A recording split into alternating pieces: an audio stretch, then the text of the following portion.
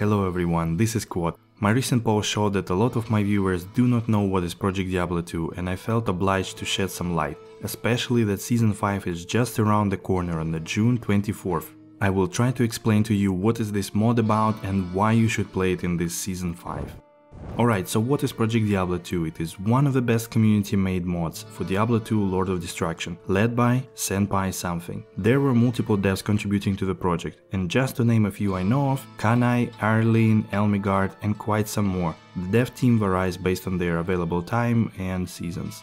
The mod is both single and multiplayer with its own servers. Single player supports Plague 2. It has been designed with the idea of what if Blizzard kept releasing patches for the last 20 years, meaning staying true to the original game, however balancing all aspects of it, adding quality of life features and making sure community is well maintained. Speaking of which, this mod's Discord community has nearly 100,000 users, helpful and supporting people. Team has made sure that everyone follows a set of simple rules that make sure there is no aggressive behavior, bots, RMT and other bad practices. Best example to illustrate this is that after trading you can easily ask a person to stay in the game to mule items, drop multiple high runes, leave, come back in again and pick those runes up. Alright, let's go through main changes that have been done to the original LOD. I will keep it in as simple as possible way. Now you can play full screen on your Full HD monitors without bleeding. Widescreen and upscaling with shaders is available here. Results are very visible and feel much better. For those coming from D2R graphics, if you ever played Vanilla D2, it will take only an hour to get used to the old visuals. For those who never played it, might be a little bit tough.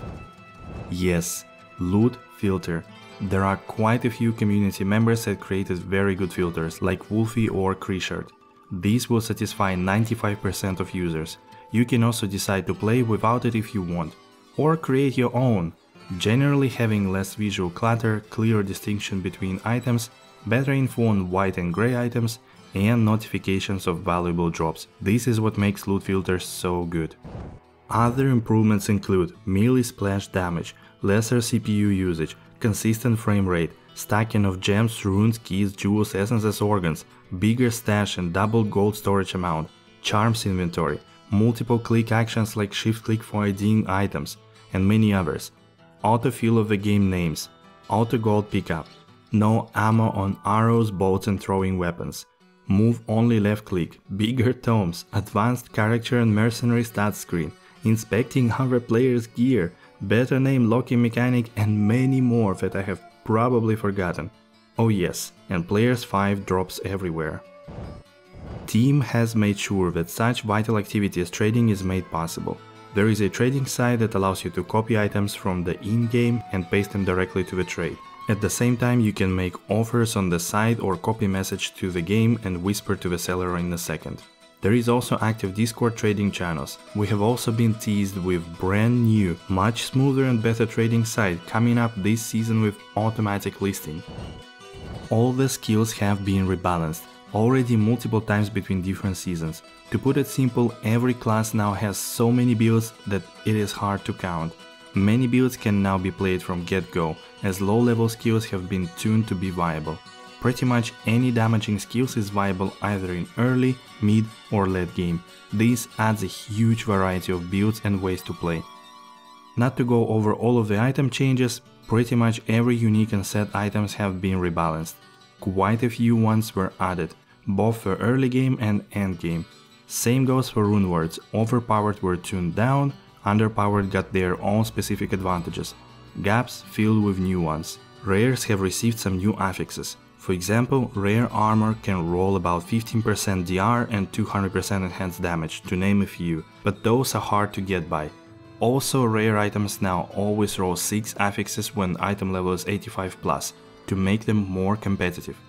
Magic affixes were also slightly reworked. Base items were also reworked a little, improving range and damage on certain weapons, adding FCR as auto mods on staffs, removing speed penalty from heavy armors, allowing all possible class skills to roll on class items and, for example, clubs are now able to roll druid skills. Overall, there have been roughly 30 pages of items reworking, and every season you can expect some changes to further fine-tune items. Oh, and I almost forgot, PvP has its own balancing in terms of how much of total damage skills deal to players, to prevent that power creep. Additionally, there are such features like dedicated PvP arenas, spectator mode where you can observe PvP rounds without interfering, hardcore PvP without permadeath available, and occasionally Senpai team makes battle royale events on the weekends. If you are enjoying PvP, this is going to be huge for you. Separately, I want to mention about new skills that were introduced, mainly to allow each class to have a mobility option, whether it is a Blood Warp on a Necromancer that consumes health, Gust on Druid that chills surrounding enemies on target spot, or Joust for the Paladin that jumps into a group of monsters and improves combat abilities for a short period. This has made huge improvements for every class and allowed to forget about Enigma, which was nerfed by the way. Now you are free to choose your armor slot. Mercenaries also received their portion of love. Now they can equip all items except jewelry, which makes way more options available to you. Their AI has been drastically improved to be way more useful. It is especially noticeable on Act 1 and 3 Mercs. It is no longer Act 2 only choice. Act 1 mercenaries have Vigor and Meditation Aura, use Strength for Curse proccing. Act 2 Mercs now only have Thorns, Blessed Aim and Defiance auras. By the way, defense has been reworked and now way more valuable for surviving, although they are still very strong for Infinity options. Act 3 Mercs have Cleansing, Prayer and Holy Shock auras. They now cast Meteor, Blizzard or Static Field, thus they have become very good source of elemental damage and can add up a lot of DPS. Act 5 Mercs have Might aura, use Bash and Concentrate.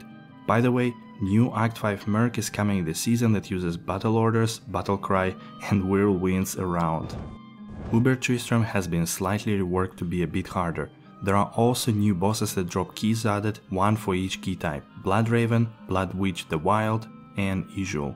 New Diablo clone fight is quite challenging and requires solid preparation. Additionally, new mechanics have been introduced and it is way more engaging and entertaining. One new Uber boss with special rewards have been added, Rathma. This one is for true boss hunting players. It is very challenging, but potential rewards are worth it. For casuals like me, most of the LOD locations in Hell difficulty are now level 85, any non-waypoint ones. This allows for variety of farming spots early on.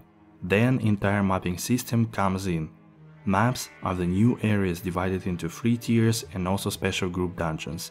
Maps can be found anywhere in Hell difficulty and drop way more often inside the maps. They can be plain, magic or rare.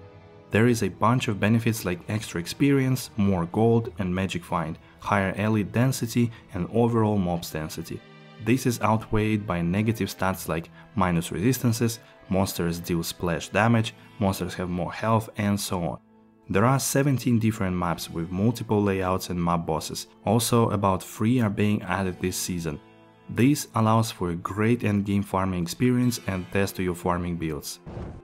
Crafting has been completely reworked, with Vampiric that uses Chaos and Bountiful that uses Topazes being added.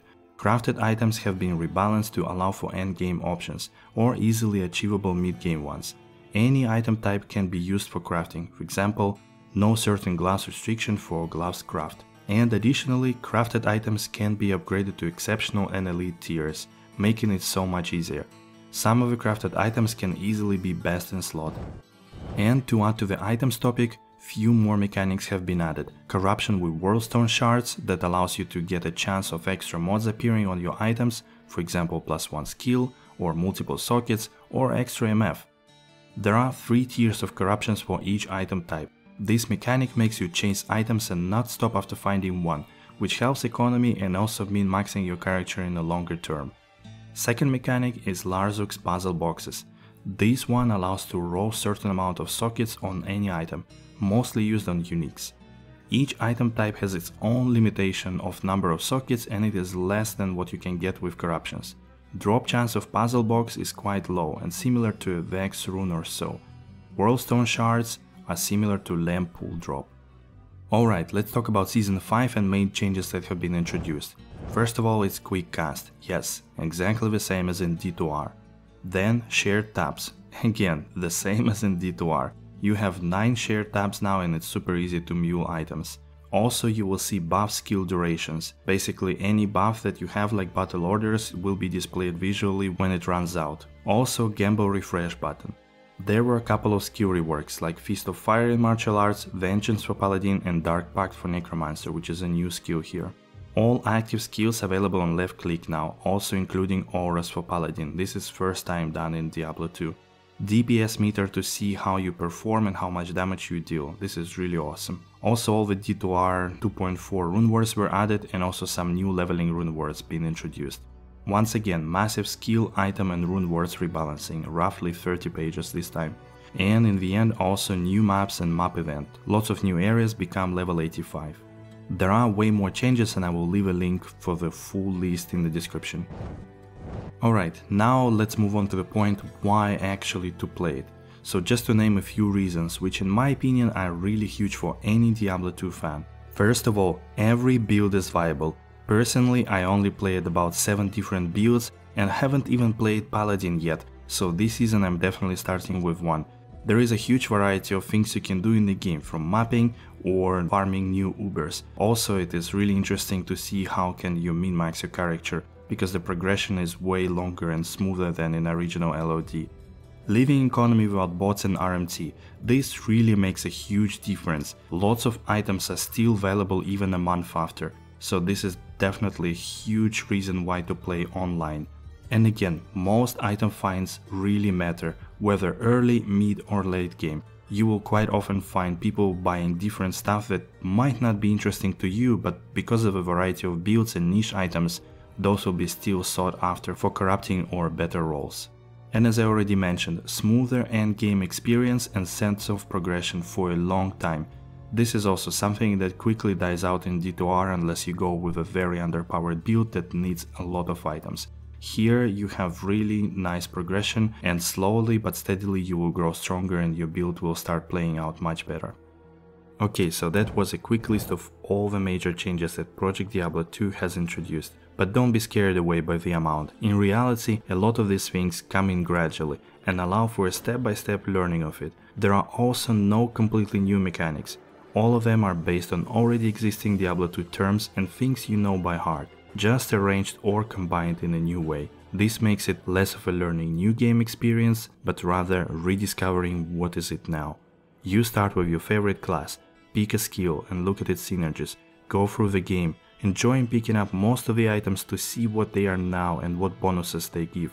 By finishing Hell, your build is already able to farm some good old LOD locations and you've got an idea how to improve it. You check what rune words you can make with your first mid runes and which early you need to buy. You try to corrupt a couple of items that can feed some of your slots interchangeably and you get some good rolls. You find your first map and only go magic 1 to test if you are strong enough. By that time, your mercenary also geared up with some budget items to keep him going. With a couple of lucky finds, you can sell them for a currency or equip yourself. At this point, you begin to run only maps, trying some mid-density rare tier 2 ones. You will quickly realize that you can do them less than in 20 minutes, and there are a bunch of gear slots that can be further improved. And here continues the hunt for optimizing and improving your build, corrupting all gear pieces and puzzle boxing only the best ones. But this is your story, and you need to unfold it. Thank you for watching.